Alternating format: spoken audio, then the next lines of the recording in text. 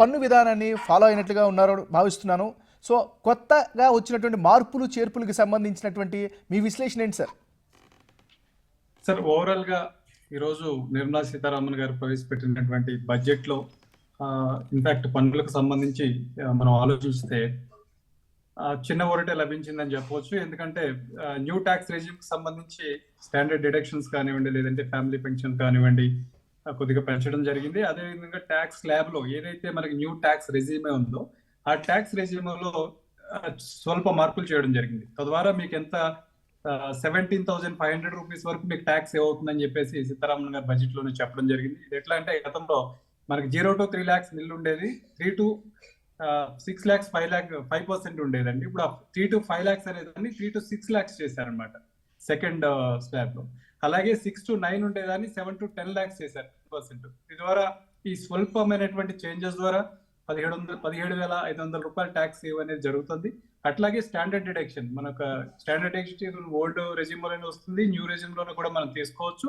అది 50,000 నుంచి 75,000 వరకు పెంచడం జరిగింది ఇది శాలరీడ్ క్లాస్ కి. అదే ఫ్యామిలీ పెన్షన్ వాళ్ళకైతే 15,000 నుంచి 25,000 రూపాయల వరకు పెంచడం జరిగింది అనమాట.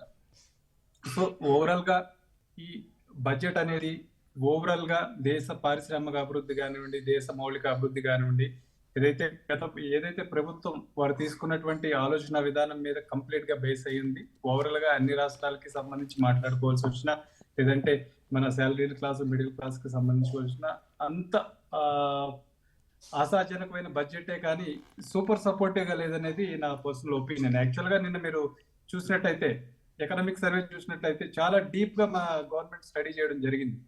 యాక్చువల్ గా నిన్న మీరు చూసినటువంటి ఎకనామిక్ సర్వే ఏదైతే ప్రవేశపెట్టడం జరిగిందో ఆ ఎకనామిక్ సర్వే బేస్ మీదే ఈ రోజు బడ్జెట్ మొత్తం జరిగింది. ఏదో మిడిల్ క్లాస్ కో లేదంటే స్పెసిఫిక్ కేటగిరీకోనే సెపరేట్ సపోర్ట్ అనేది కాకుండా ఓవరాల్ గా country has a whole long term లో ఈ కంట్రీని డెవలప్ చేయడానికి ఫైనాన్షియల్ గా కానీ, లేదంటే ఎకనామికల్ గా కానీ, మళ్ళీ కొత్త పదం కూడా తీసుకొచ్చారు, మానసిక ఆరోగ్యం అనే విధానం తీసుకురావాలి, డెవలప్ చేయాలనే ఆలోచనతో ఏదైతే ఎకనామిక్ సర్వే స్టడీ చేసి ఆ ఎకనామిక్ సర్వే మీదే ఈ కొత్త బడ్జెట్ అనేది రావడం జరిగిందండి. అంటే మాచర్రావు గారు, ఒక విషయం చెప్పండి. మీరు ముఖ్యంగా సెకండ్ స్లాబ్ అంటూ మెన్షన్ చేశారు. మరి ముఖ్యంగా దాని గురించి వెళ్ళే ముందు 0 to 3 lakhs అంటే అస్సలు కట్టక్కర్లేదు అనేటటువంటి ఒక చేశారు. అంటే ఓవరాల్గా చూస్తే గతానికి ఇప్పటికి ఉన్నటువంటి మౌలికమైనటువంటి తేడా అంటే ఏం చెప్తారు? మౌలికమైన తేడా ఏం లేదండి. యాక్చువల్ గా 0 to 3 lakhs నిల్లు అప్పుడు ఉంది, ఇప్పుడు ఉంది. కాకపోతే నెక్స్ట్ లెవెల్ ఏంటి, నెక్స్ట్ లో మనకి ఏదైతే స్లాబ్ అన్నారు కదా, సెకండ్ స్లాబ్ 3 to 6 lakhs అనే దానికి ఇప్పుడు 3 to 7 lakhs చేశారనమాట. అంటే అది ఏదైతే 1,10% లో పడాల్సింది ట్యాక్స్ వచ్చి ఇప్పుడు 5% లో పడుతుంది. అంటే 1 lakh into 10% ట్యాక్స్ పడాల్సింది ఇప్పుడు 1 lakh into 5% అంటే 5,000 అక్కడ తగ్గింది. అదే విధంగా నెక్స్ట్ లైన్ కి వెళ్తే 6 to 9 lakhs ఉండేది పూర్వం. మనకి 3 lakhs డిఫరెన్స్ తో ఉండేది అనమాట.